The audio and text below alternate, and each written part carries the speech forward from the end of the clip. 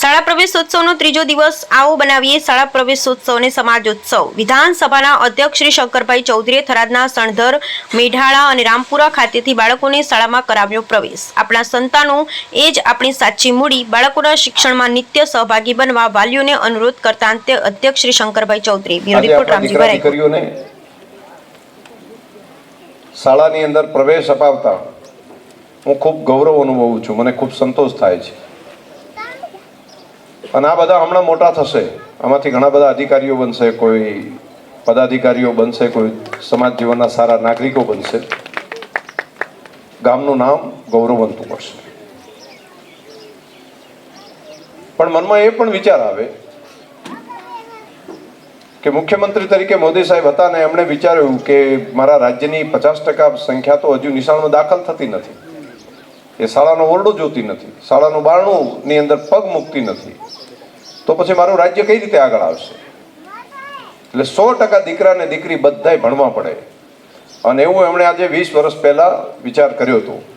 અને તમે જોજો એની અસર દેખાતી હશે કે 20-25 વર્ષની અંદર કેટલા સરકારી અધિકારીઓ બન્યા આપણે ત્યાં, કેટલા કર્મચારીઓ બન્યા હશે જિલ્લામાં, રાજ્યની અંદર કેટલી વ્યવસ્થા આરી બની હશે, કેટલા અલગ અલગ વ્યવસાય ધંધામાં ગયા। હું વિચારું છું કે આવું જો 50 વર્ષ પહેલા કોઈ મુખ્યમંત્રીએ વિચાર કર્યો હોત તો અખાબા આમાં કઈ મગજ ઓછા છે? બધાના મગજ તો ઘણા છે।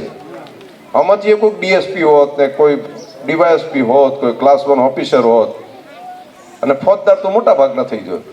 જો શરીર તો બધાના બરાબર જ હતા, શરીર હતા, હોશિયારી હતી, બધું હતું।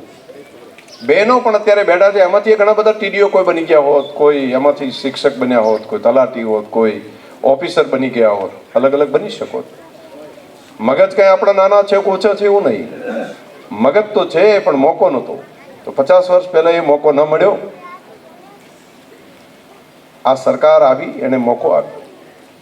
આખી સરકારને મોદી સાહેબે ગામડે ગામડે મૂકી, એમને કીધું તમે જાઓ અને ગામમાં જઈને એક પણ દીકરો કે દીકરી એવું ના હોવું જોઈએ કે જે નિશાળમાં દાખલ ના થાય, 100% નામાંકન કરાવો, 100%। એમ આ તમારી જવાબદારી છે।